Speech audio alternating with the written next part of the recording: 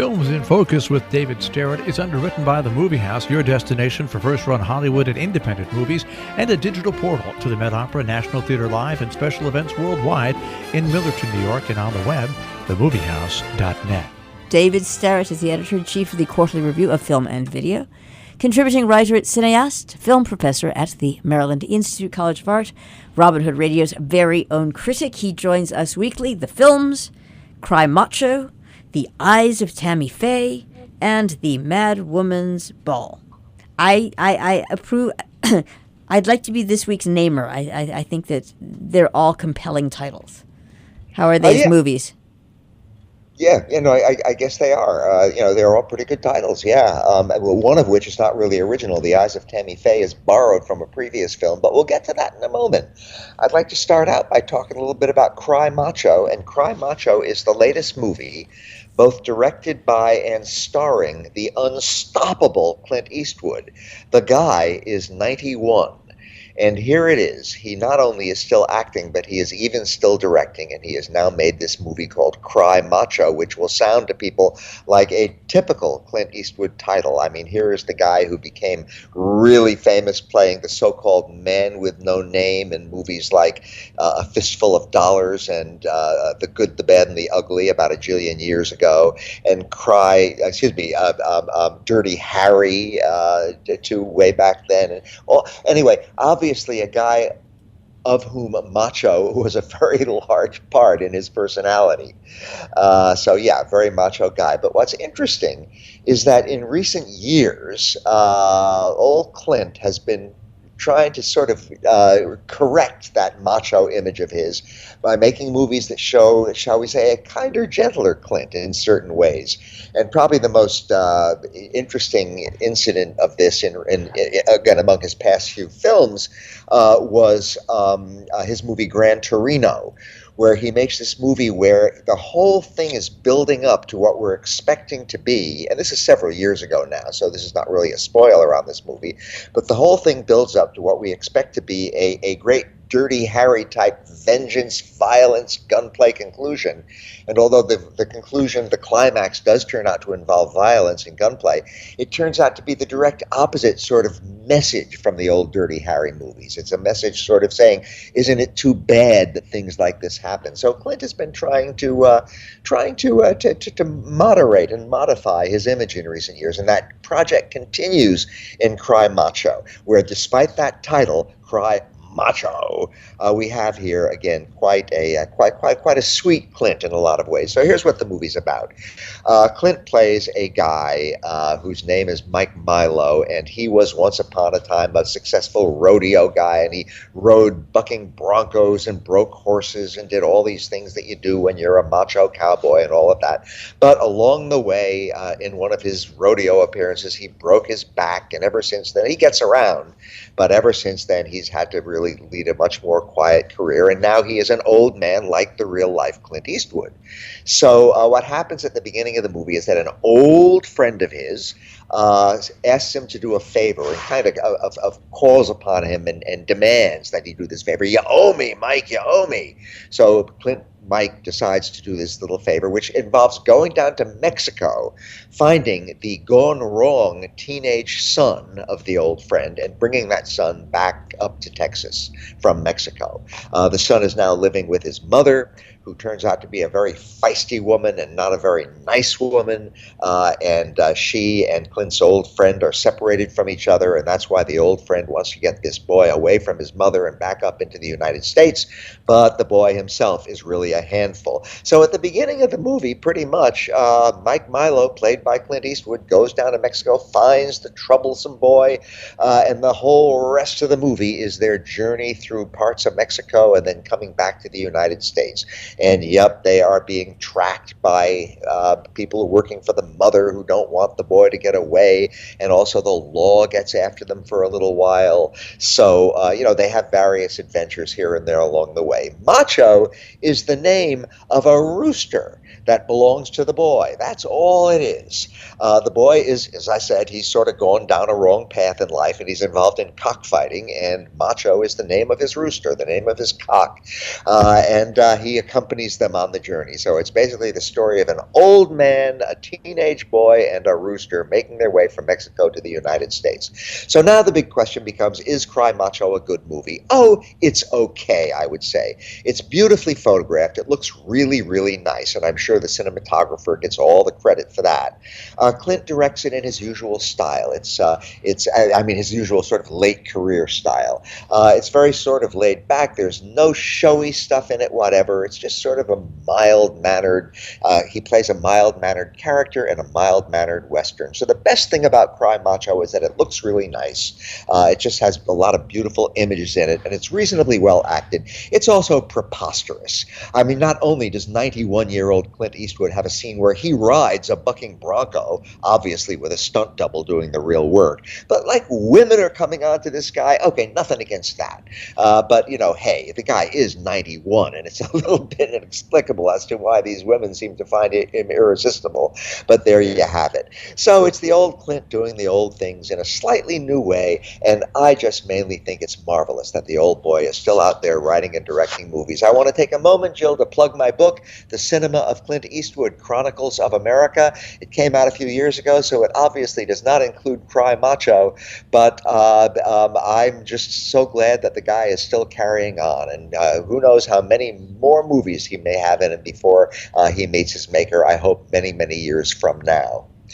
Moving to our second film, which is really different, The Eyes of Tammy Faye. And if that title sounds slightly familiar to some people, it's because way back 21 years ago, in the year 2000, a couple of filmmakers named Fenton Bailey and Randy Barbato made a movie called The Eyes of Tammy Faye, and that was a documentary about Tammy Faye Baker and her husband, Jim Baker, the really, really famous televangelists of yore. And The Eyes of Tammy Faye is even in the credits of the movie. It is based very directly on that documentary. It is just sort of a slightly fictionalized version of all the things that were related in that documentary. And the new movie is directed by Michael Showalter. And what we have here are a couple of really good actors. We have Jessica Chastain, who is playing Tammy Faye Baker, and Andrew Garfield, who is playing Jim Baker. And I must say, I reviewed the documentary recently, and so I had a lot of good look at the real-life Tammy Faye Baker and Jim Baker in the documentary. And I have to say that Jessica Chastain and Andrew Garfield do a really good job of looking and sounding and behaving pretty much like those real-life televangelists. It's not only impersonation, though. Their performances are very good on sort of an interpretive, psychological level, at the same time that they are very good as just impersonations of those very famous figures. Of course, for a lot of people nowadays, Tammy Faye Baker and Jim Baker will be just names that don't mean much of anything. But I remember when they were all over the place. Again, they were really, really famous televangelists. And so the movie, The Eyes of Tammy Faye, is very much about their rise. And unlike the documentary, obviously it's the actors playing the parts, but unlike the documentary, it shows them as very young people first sort of discovering Jesus and then getting into the evangelistic realm. Tammy Faye Baker because she wants to be a singer, Jim Baker because he wants to be a preacher, and when they get together and they get married, of course, she does her singing as part of their evangelist and then televangelist act, and he does his preaching, and they rise and rise and rise and become enormously powerful household name figures in America, earning jillions of dollars and mostly by putting their phone number on the bottom of the TV screen during their televangelist shows and having people send in contributions. And they use that money in some legitimate ways, that is to say, preaching the gospel in which they firmly believe, and some very illegitimate ways, such as using money that they haven't really gotten yet to embark on huge projects like this theme park, this evangelistic theme park that they built, and then they couldn't pay the bills, and they were getting money under false pretenses, and they were this and that, and all these bad things that people sometimes do. Eventually, and this is, again, all on the historical record, and at the time that it happened, it was really, really famous. Jim Baker was sentenced to bajillions of years in prison for all of this chicanery that he was involved in. Tammy Faye Bakker escaped that fate, but her career as a singer was, let's say, severely interrupted, and eventually she found her way back to some little measure of fame and fortune, but living a much diminished version of her former life. So again, the movie The Eyes of Tammy Faye has these two terrific actors playing the real life figures, Tammy Faye Bakker and Jim Bakker, and it shows their rise, and it shows also, for me most fascinatingly, their interaction with other really famous TV preachers. Pat Robertson, who's still around with his show, The 700 Club, and he was a sort of mentor to them for a while and helped them to rise in the early days of their televangelism career. And then the infamous Jerry Falwell, who was the big starter of the whole moral majority thing, and who was a person who really made evangelism, and especially televangelism, really political in a very conspicuous right-wing way. And he turned out to be somebody who, according to the documentary and this new movie, really betrayed them and did horrible things to them, and was largely responsible for some of the horrible things that befell them when their careers suddenly plummeted. So he is another figure in this movie, and he is also very well acted by Vincent D'Onofrio. His performance as Jerry Falwell is a real high point of this movie. So I really had a good time looking at the Eyes of Tammy Faye. Again, I admire the documentary, and it's still around. You can easily find it streaming, and I would advise looking at that if you're interested in this subject. The new fictionalized version, not all critics are really crazy about it, and I'm not crazy about it, but I just thought it was really well done.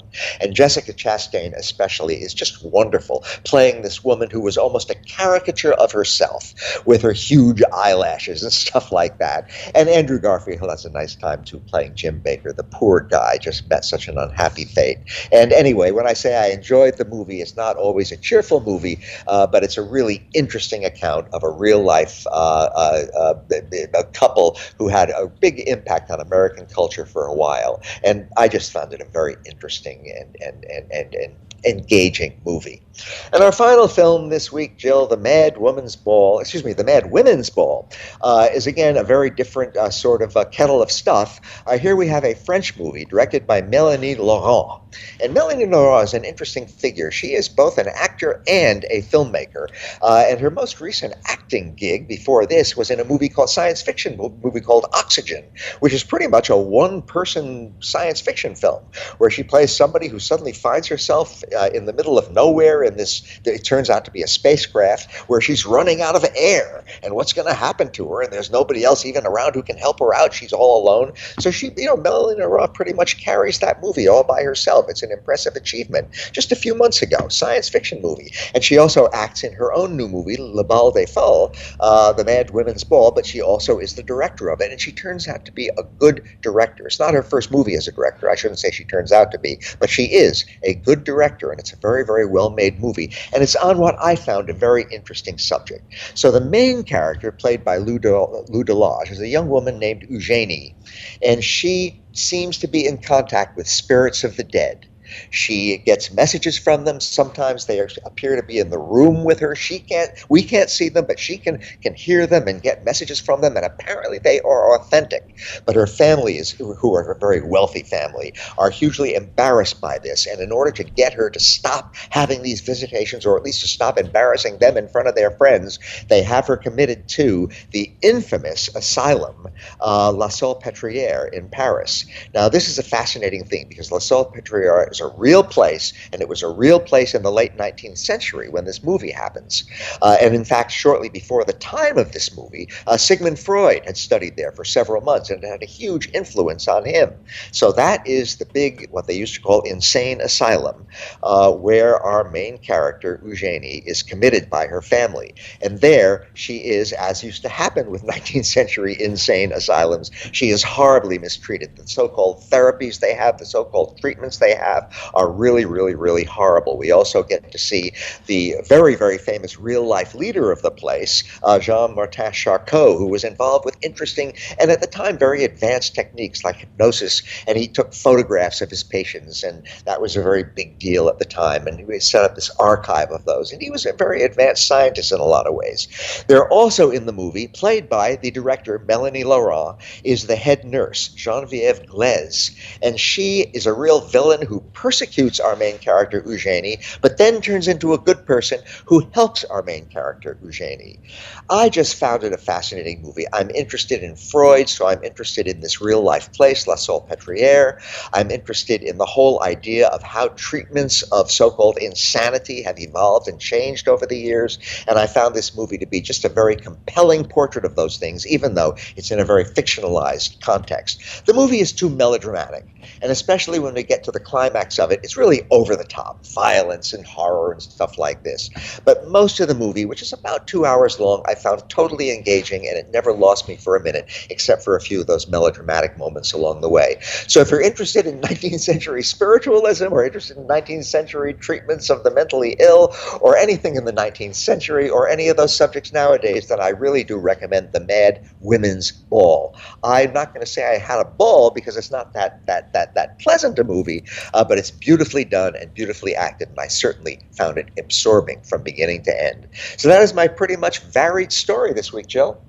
For which we thank you as ever and always, David Sterritt. Films in Focus, the films Cry Macho, The Eyes of Tammy Faye, and The Mad Women's Ball.